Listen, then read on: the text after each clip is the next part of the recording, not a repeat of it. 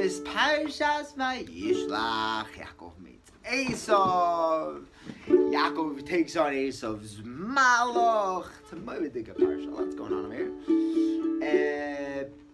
Perek Lamed Beis, Posuk Lamed Beis, Vayizrach lo Hashemesh, and the sun rose for him.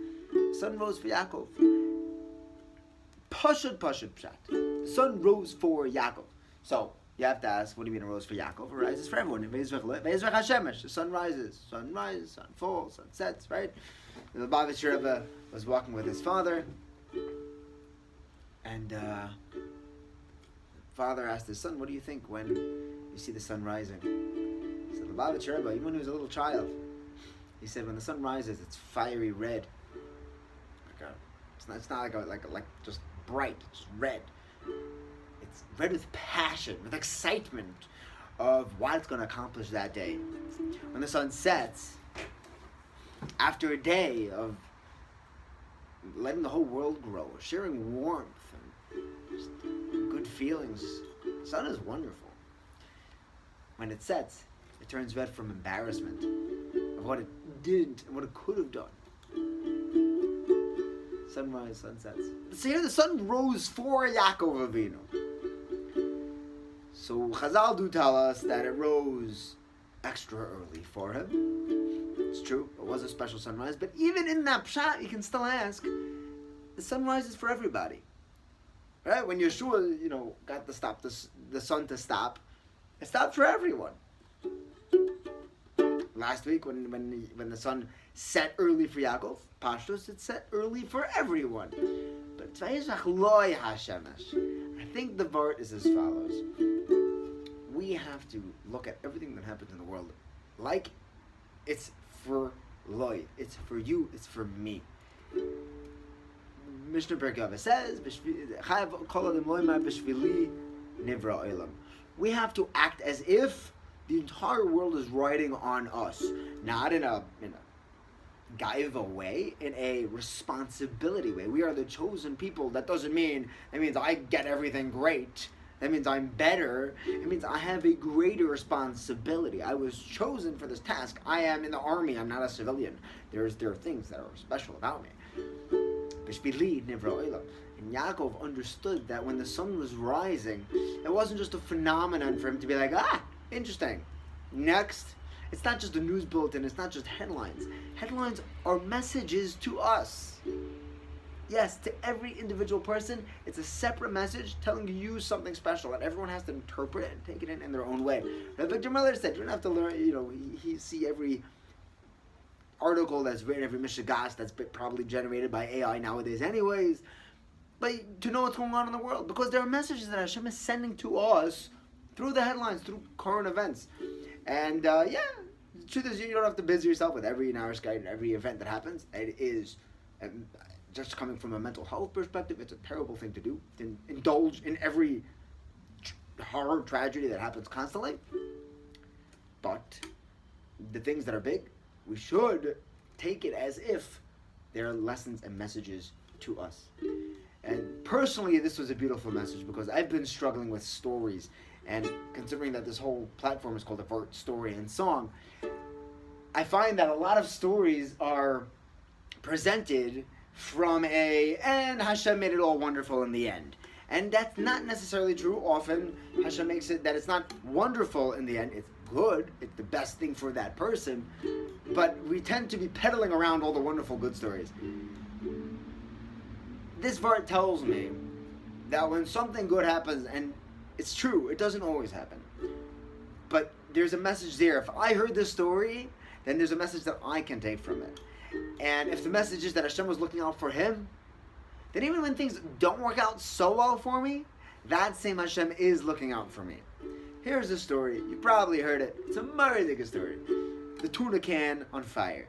Okay? Now, you might think this is bizarre. Growing up in America, I never saw anything like this in my life. But coming here, I saw this Ben Astarim. There are people, that's their lunch. Their tuna can is full of oil, and oil is flammable. And there's tuna in there. Now, you can have tuna raw. Or if you light the oil on fire by taking some fancy paper towel, or any paper towel, tissue, stick it in, light it on fire, that's your wick. right? Coming up Hanukkah, if you guys want to take 8 cans of tuna fish, that should work. It's probably not Mahadran, but I'm not Mahadran, but it's something. And it burns up all the oil. And in doing so, there's a fire there, and it cooks the tuna. You get some nice cooked tuna. So I have a cousin who's in the army. His mom's been living off like tuna and granola bars for months. You know, that's what they have. And he says that the Ma'aseh Shaya, one of these platoons was out in there in Gaza, Mamish in Gaza, and they were, and one of the guys lit his tuna on fire, and the commander comes over in the middle while he's waiting for his lunch, and he says, you just lit a fire. There's live ammunition all over the place. You can't just light random fires in a war zone. He grabs the can and throws it as far as he can, just away from all the weaponry. You know, you don't want any gunpowder and flames should never shall the twain meet. He throws it, mamish, all the way out. He watches it go as it lands. It goes. It explodes. Clusters of dirt flying through the sky, like a grenade went up, like a massive grenade. That's not the sound that tuna cans are supposed to make. You understand? So everyone, the lunch break was over. You understand? They grabbed their guns and started shooting in all directions, trying to, tame whatever beast was about to come out from this explosion. And out walks a flag, followed by some Hamas vermin climbing out of a tunnel. These rats were sitting in there, waiting for the soldiers to advance, and they're going to come out with a tunnel full of weaponry to launch a full attack on them. This tuna can, this flaming tuna can, which turns out was some sort of a Molotov cocktail, landed in their tunnel, which this guys had no clue about. It landed in their tunnel, and it caught fire to one of their weapons there and exploded, which freaked out Hamas, and it got the soldiers to shoot at them, which freaked them out even more. They felt like they were under attack, which they were, and they came out and surrendered. Game over. The Rebbeinu Shalom was looking out for us. Not everybody sees Nisim like that. That's true. But Vayishlach lo hashemesh. When the sun rises tomorrow morning, it rises for you and me. Every single thing that Rebbeinu Shalom sends us, just like Hashem sends you a tuna can flying through the air, Hashem sends you a sun to rise in the morning. He gives you kids to send off to cheder. He gives you homework to do. He gives you difficult people to deal with. These are all things that are for you. These are not things that just happen. Everything is for the Rebbeinu Shalom. And we see the ava that Hashem is presenting us with all of our challenges, with all of our successes, with all of our ups and downs. And may we just build ourselves and our relationship with Hashem through all of our experiences.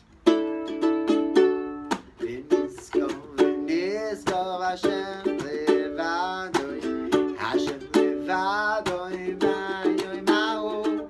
V'niskov Hashem levadoi, Hashem levadoi, ma'yoimahu. Vayosei Yaakov levadoi, vayovek ish imo, and alois hashachar. Ad halois hashachar, vayosei Yaakov levadoi, vayovek ish imo, and alois hashachar, and halois hashachar. V'niskov Hashem levadoi, Hashem levadoi, vayom ha'u.